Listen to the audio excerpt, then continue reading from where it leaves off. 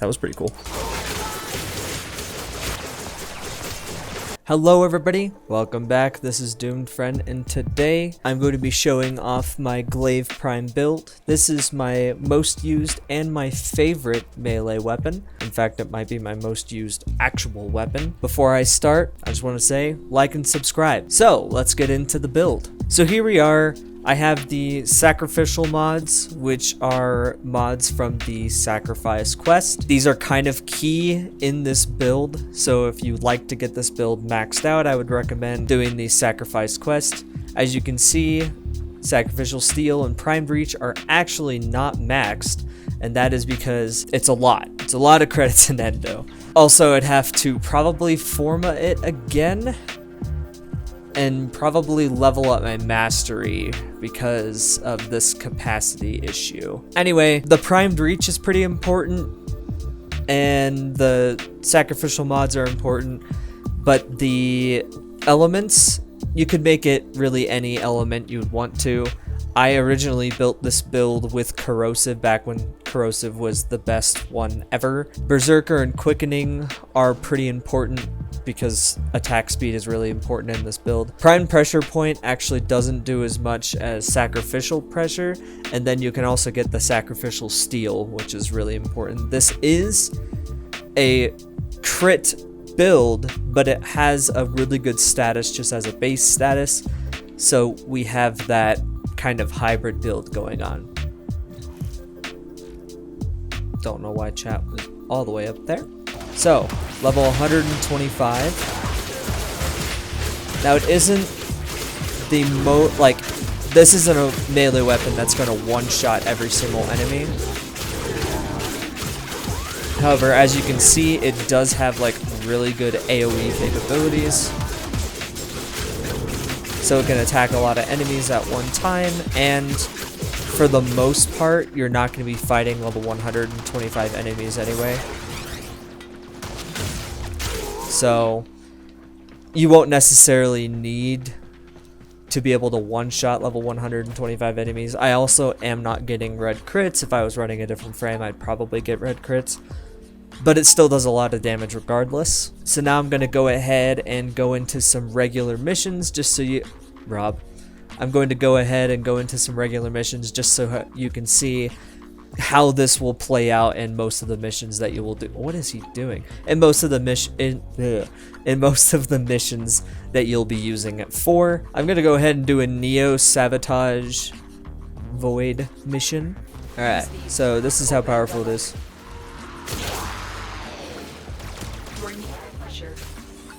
Use that reactant to open a relic.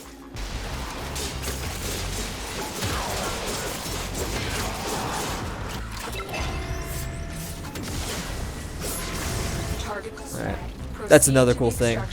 You can do the heavy throw for it to...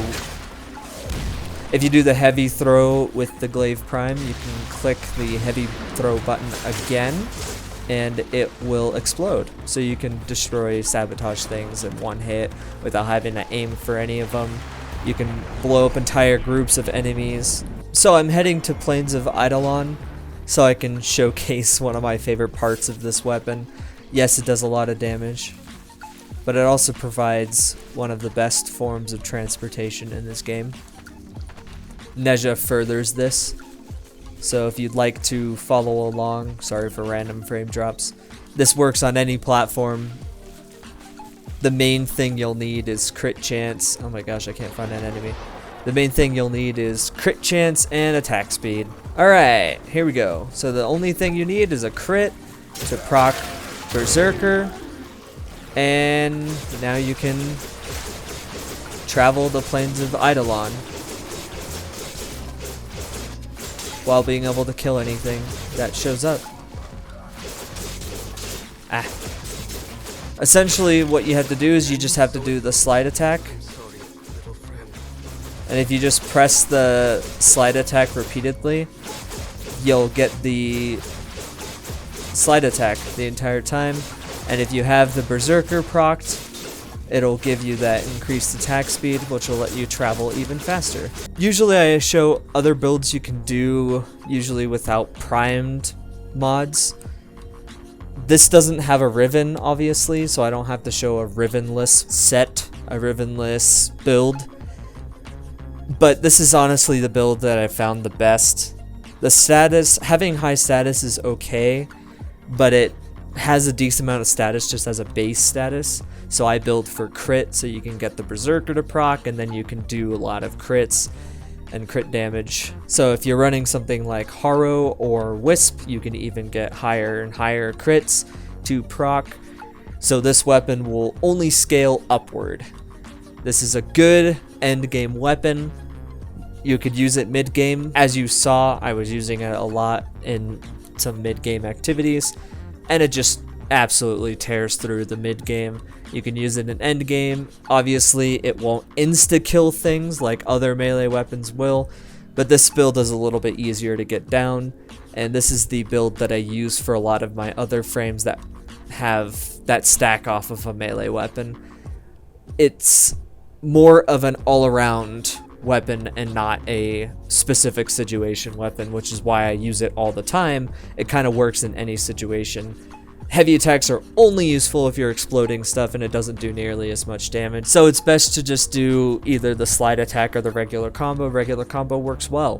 One shots a whole lot of mid-level enemies, and then the higher level enemies, it'll just keep on going. It'll just keep on going until it melts them down. Now, some of the frames I recommend, like I mentioned before, I use this with any frame, but some of the frames I recommend doing this with are Neja, for one, because not only do you get the immunity, but you get the speed boost on the slide for the slide attack. I also recommend Mag Prime, but not because she's good with Glaive Prime, she's just good. You can also run Excalibur, Valkyr, Wukong, Titania, any of the frames that have exalted melee weapons, because Glaive Prime will stack with the melee weapon. So this will be able to help you out. Not every single part of the melee weapon will stack, but it will make your melee weapon more powerful regardless of what it is. So that'll do it for my Glaive Prime video.